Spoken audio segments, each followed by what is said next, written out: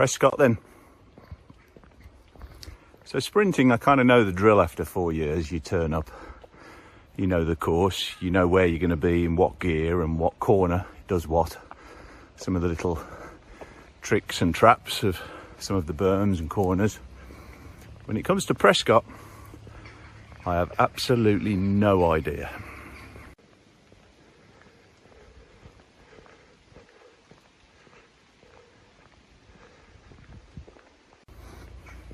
You see, I've never been here before.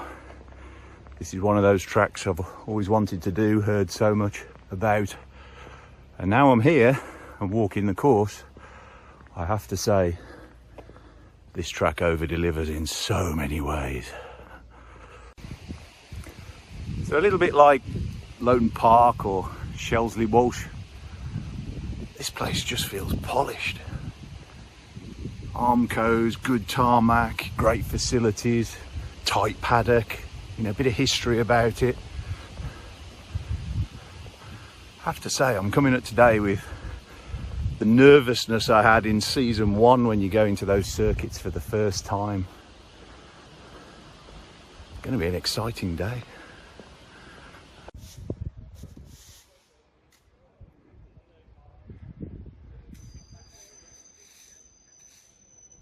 First feature then, this 360-degree hairpin.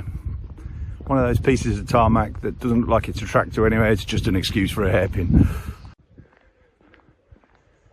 Up to this second hairpin.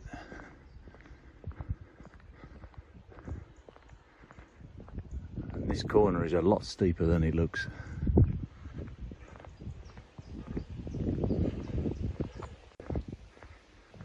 Definitely one for second in the Midget.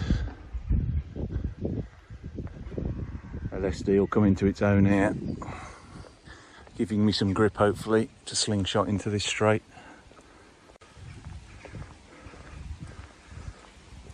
Accelerating out then. Expecting to get into third up here.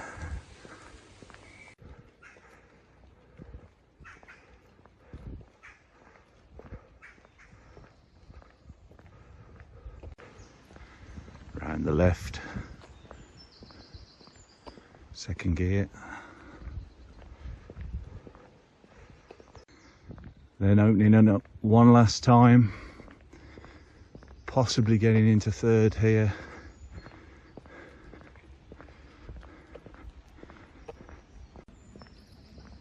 And yes, this circuit delivers. This then the feature, this sweeping right hand at the end, that I have to say gives me the fear. I've watched so many YouTube videos now of this course to try and get some kind of memory of it, and this corner's a lot sharper than it looks on YouTube. Definitely a second gearer for me, I think. But more importantly, you get this wrong and you're down there.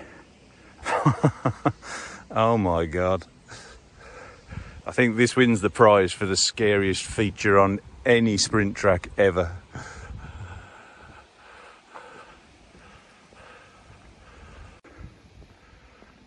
And as you come out of this, there's the finish. Straight line gear. What fantastic banners. Everything about Prescott just oozes professionalism. Fantastic. Even the finish line is next to an old tennis court. How cool is that? And to add to the apprehension today, the pressure's on. Having enjoyed at Scammondon Dam and Three Sisters, multiple laps, lots of chances to get it right. No chances today. 2 practice, 2 timed laps, and that's it. And the light goes green, got to count today. just to add to the drama. Conditions are damp today. Expecting the odd shower just to keep it damp as well. Despite being good tarmac, it's under trees, so that carries risks in the early sessions. I'm hoping then for that elusive one dry run. Can we get one dry run this afternoon? Lots of opportunity to get this wrong then, but lots of opportunities to have the best day ever. Usual story then, scrutineering, sign on, get ready, practice, and a bacon sandwich.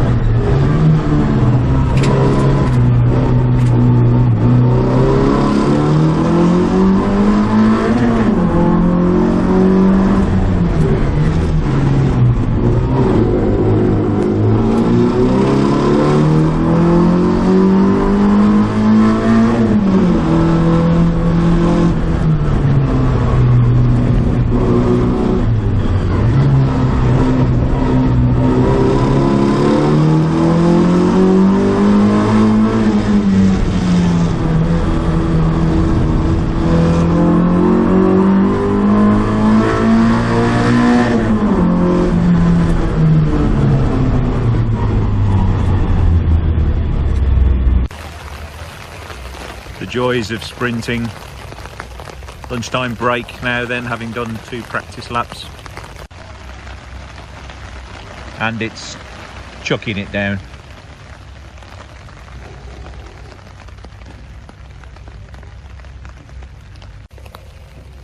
Practice times started with a 62, got that down to a 56, chasing 53.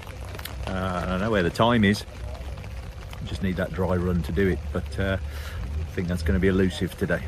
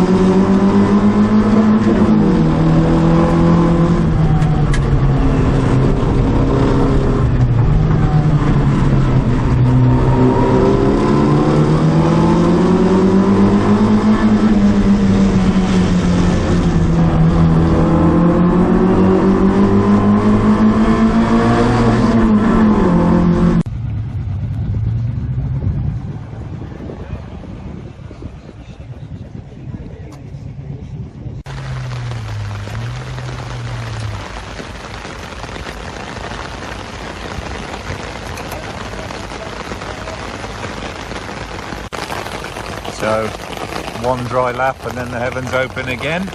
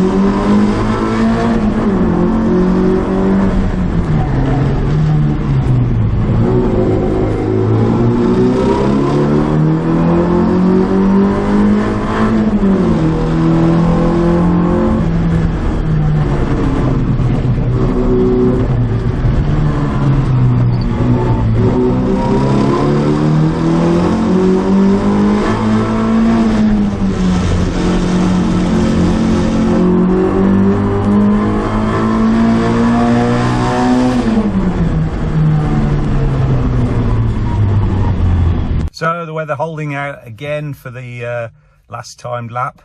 So the course nice and dry, which was really good. So 54.47 for the final lap, fastest time of the day for me. Really pleased with that. So that's enough to be the second fastest MG today. So really pleased and really impressed with that. So all credit to Bugatti Motor Club.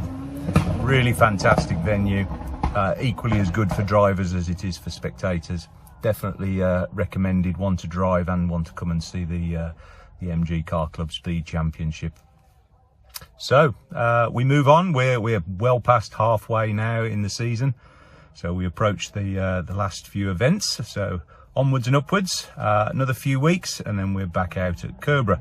So hope to see you there. Thanks for watching. Thanks for subscribing, and we'll see you there.